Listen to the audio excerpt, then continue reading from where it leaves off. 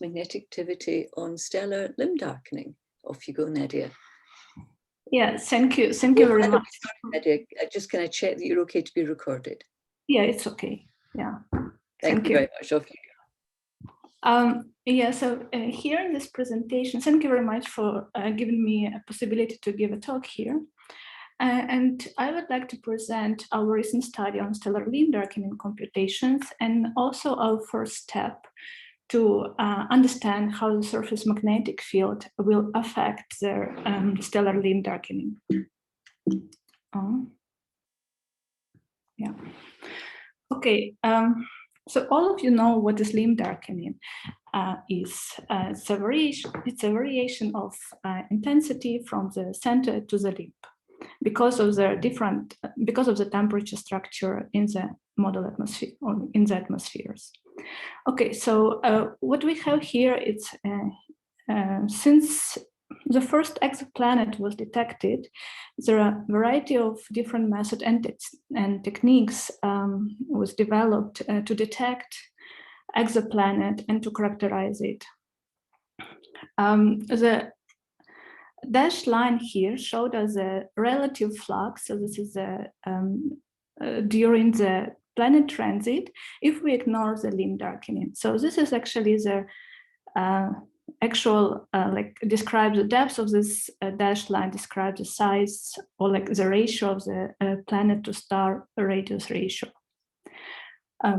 So once we have limb darkening, this solid lines showed us that it's completely different from the dash one. So it means that the limb darkening changed not only the profile, but also the depth. And this is very important to characterize exoplanets. So we need to know limb darkening accurately to interpret accurately their what is the planetary radius. Once we know the stellar radius, it even becomes more complicated when we have atmosphere. And here you see this orange line. This is the transit depth, primary transit depth, due to the when only planet is. And then we have atmosphere on top. This is a magenta color here. And once we have atmosphere, we have absorption there and scattering different processes.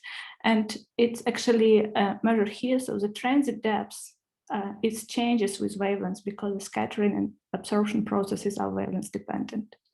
And what we have difference of the size of the planet is also changes with wavelengths. Here I would like to distinguish between, there are two effects actually that are wavelength dependent. First is the transit depth, but the second one is the limb darkening. And to measure correctly and characterize the planetary atmosphere, we need to know very accurately limb darkening. Actually, there are many studies where limb darkening is needed, and everything who is working on the resolved star need to know the variation of the center to limb variation of intensity or polarization. So here I just wanted to, because it's a meeting about Zeeman Doppler imaging mostly, so I just wanted to you know all of this, but just to remind, this is another part of the motivation for us. Like when we have a star and there is a spot here, this is a Stokes parameters, 4 Stokes parameters here presented in the spectral line thing. So the main things here, what I wanted to show, that if you have spot, you have, and it's rotates, you have variation of brightness over the disk. To model, like to reconstruct this like brightness variation from the spectral line, in Piskunov and Kochuhov, it was developed, like presented the Zeeman Doppler imaging technique, and the main, so to get this, you should solve polarized radiative transfer fully, and what is the input is just a model atmosphere. However, this is very time consuming and very expensive, so there are other approach to get the intensity and polarization. It's to use Uno-Rachowski analytical solution of the polarized radiative transfer. But this one you need to, so when you have a profile, local profile, like on local position of the disk, you should convolve it with Doppler shift, and also you should weight it with the relative brightness, limb darkening, and stellar inclination. So you also need limb darkening computations. So we want to compute this limb darkening, and for that, as Samuel already mentioned, we have developed at MPS, we have this MPS-ATLAS code. MPS stands for Merged, Parallelized, Simplified ATLAS code. This is very well known ATLAS 9 and DFSynth packets. So it was merged, and we have this MPS-ATLAS that actually it's just one code that can generate the opacity distribution function, as in take it into account to take into account for the line blanketing, we use ODF for model atmospheres, and also we can generate spectral synthesis. And this is possible to do for 1D model atmosphere and emerging intensity, but also we can use this MPS-ATLAS not only for 1D simulations, but also if we have 3D atmospheres, we can compute spectra emergent from this 3D atmosphere. And this was actually main motivation for this work. It was presented in BCool 2021, because MPS-ATLAS is very easy to use, it's very user-friendly, and the main point, it's much faster than ATLAS 9 and DFSynth separately. It was also here introduced the parallel computation scheme for ODF computation for model atmospheres and also for the spectrum. It can be, it's also, so there are a list of improvements here, and you can, I just want you to refer to this BCool paper. We can select different line lists, we can use different spectral grid, and it can be also computed high resolution spectra. Yeah, so with this nice code, we create a new grid, we compute a new grid of model atmospheres. In this slide, I just want you to, I just want to show you the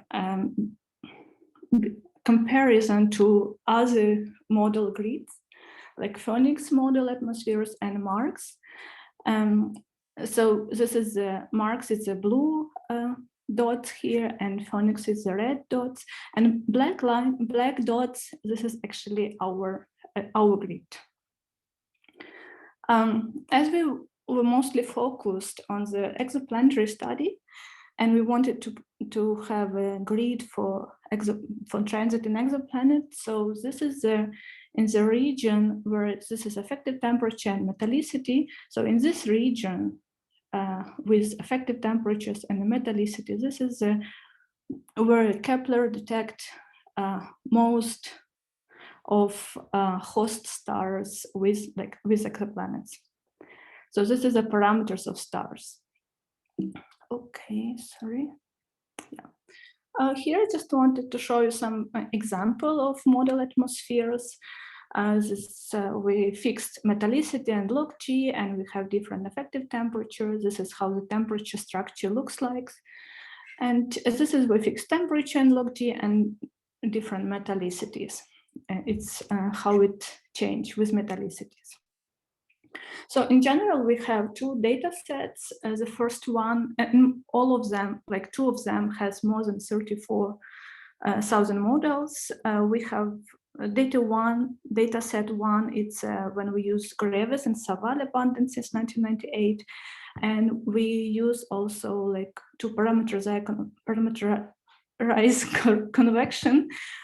We use a fixed mixing length parameter equal to 1.25. And another data set is we use Asplund et al. 2009 abundances, and we change alpha with for different metallicity, effective temperature, and log G. We also use the overshoot of one pressure scale height. Okay, and here it's another example of our limb darkening computations in Kepler filter. Again, it's for fixed metallicity and log G, but different effective temperatures. This is different log G, and this is for different metallicity, how the limb darkening changes.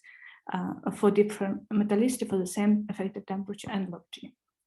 Then we fit these curves with two laws. It's a Fock coefficient law and power 2 law. And in this paper that is in preparation now, we present the limb darkening curves and model atmospheres and the coefficients together, the coefficients from these two laws, together with the intensity at the disk center in different filters, so you can actually reproduce the absolute value of intensity variation.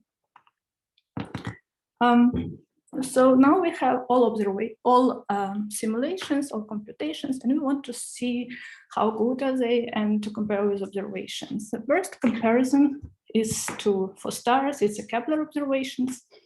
So in Maxted 2018, he studied 16 Kepler stars that has the best or very good determination of stellar parameters, effective temperature, metallicity, and log G. So this is a plot, depends on this effective temperature of the star. And here I showed H1 coefficient and H2 coefficient difference between observations and computations. So H1 coefficient, there are two coefficients that comes from the power 2 law, but it's slightly modified. So actually H1 coefficients is intensity at their mu equal to 0.5, and H2, this is a difference between intensity at mu equals 0.5 and 0, so very limp. Computations here was taken with 3D hydro simulations and observations, the Kepler target. And what is interesting here, so this green line, this is their 0, so this is observations can completely coincide with computations. So it means that we can reproduce very well observations. But as you see here, we have a systematic shift. Almost all stars are not in a good agreement with observations, but there is some systematic shift.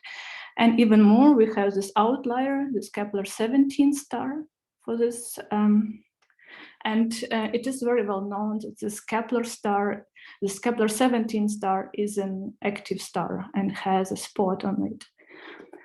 So let's lead us to the question.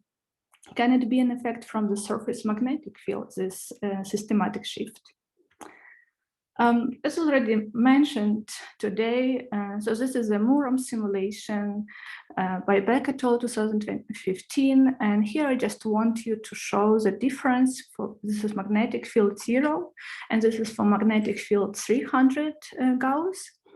This is panel is for the disk center. This is at mu equals 0.5, and you see that as 387 nanometers. So you see that when we have magnetic field, it slightly modifies the atmosphere. It heats the intergranular part, and in total we have the atmosphere that is has high temperature. It was already showed by Tanvir as well. So having these observations, we wanted to, like simulations, we wanted to compare to solar observations, because sun, we know the sun the best, right? So we have observation Naked Labs 1994, and Murray CLV coefficients from Johnson et al. 2021. So here is a solar spectrum, and there are 4 stars here, red, green, blue, and black. This is a wavelength we selected randomly from the observations, and here is the limb darkening. So the star is observations, dots, like field circles, are our 1D simulations with MPS-ATLAS, and 2 lines correspond to the hydro. This is a dashed line, and to the so the simulation with 100 Gauss vertical magnetic field. And it's already seen here that our 100 Gauss magnetic limb darkening reproduce observations very well. Our 1D is also not so bad, but hydro is a bit worse. To see it better, we plot here the ratio of computations versus observation. So this is for 1D simulation with MPS-ATLAS. This is 3D hydro, and this is 3D with 100 Gauss. And this is exactly what I said. So the 3D with 100 Gauss has much, so the ratio is kind of very close to 1, so it's very good reproduce. They very good reproduce the observations.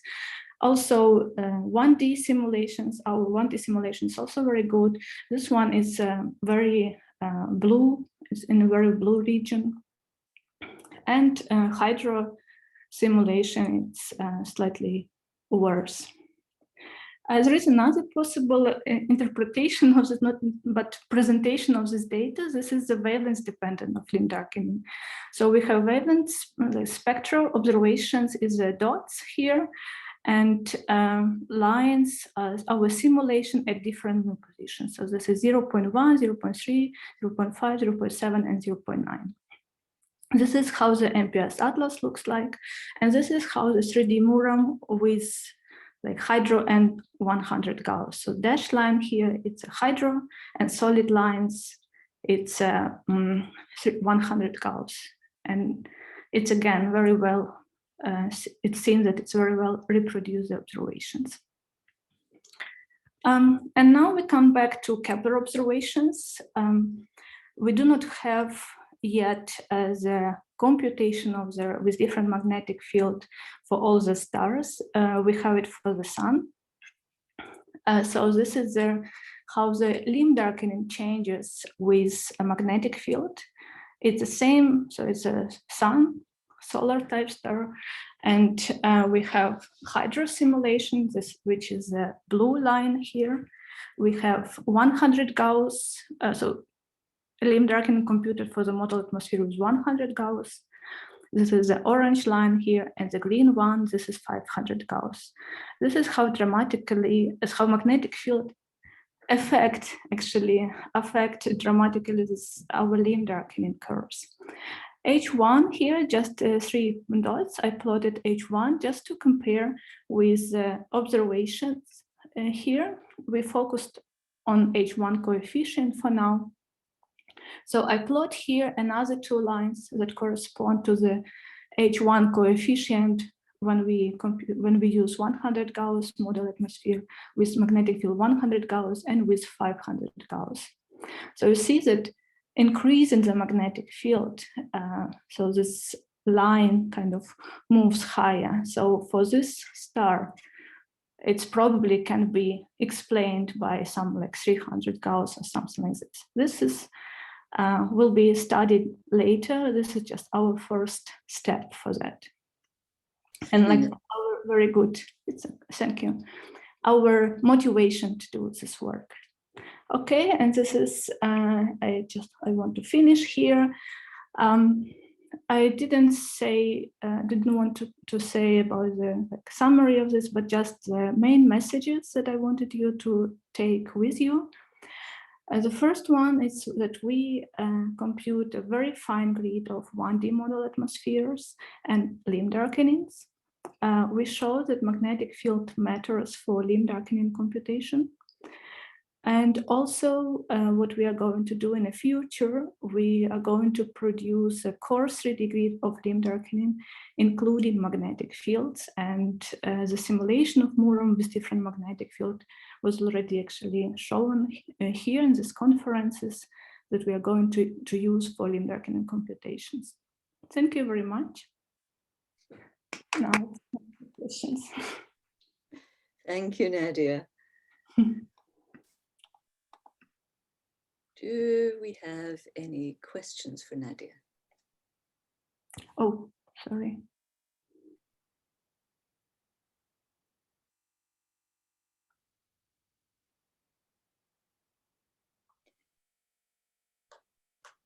Alexei. Yeah, hi, do you hear me? Yeah. Cool, thanks for your presentation. I might have missed it because my connection cut in the middle of your talk, but the MPS-ATLAS grid, is this available somewhere publicly? It's available for request, so you can ask and it's available, but it will be soon available, like it will be online tool, So you can compute the rate for some star with some parameters and not the grid. So you don't need to interpolate anything. Okay. Oh, that's very cool. Thanks.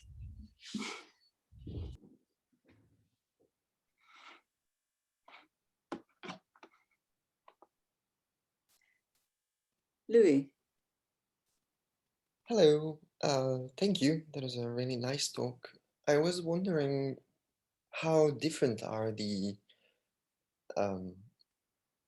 structure basically for different model atmosphere. Like, have you compared, for example, your temperature profile to Phoenix's one or Marx's one? Yeah, so I didn't compare temperature profile, but because I think I don't know how to explain how much is the difference and how is it important. But what I do compare, I compared the limb darkening computed with our model, 1D Atlas model, and with Phoenix and with Marx as well, and also, yeah, all possible. So what we have,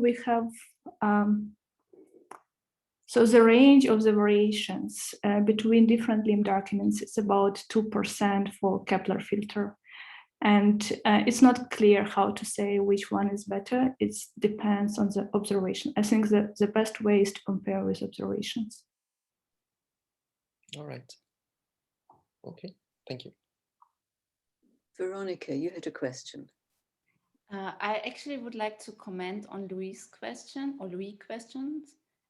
So to compare the models between the MPS-ATLAS code, Marx and Phoenix is a little bit difficult because Phoenix doesn't provide models, they provide emergent intensities, and Marx models are calculated for a certain element composition, and we don't know exactly which line lists were used. So using different line lists will definitely also affect the structures. This is why a one-to-one comparison of atmosphere structures is not really possible. All right, okay, that makes sense.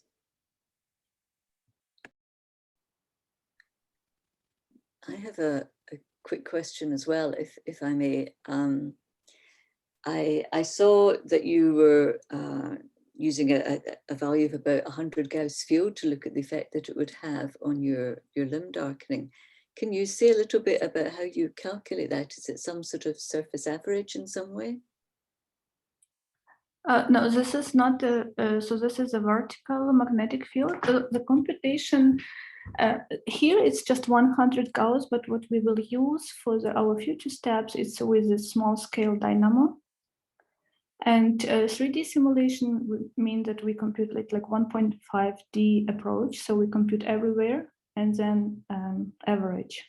So it's not the average model atmosphere, if this is what you ask. Yes, I just didn't understand how you had calculated it. Yeah. Thank you. Thank you very much, Nadiia. I think we should move on to our next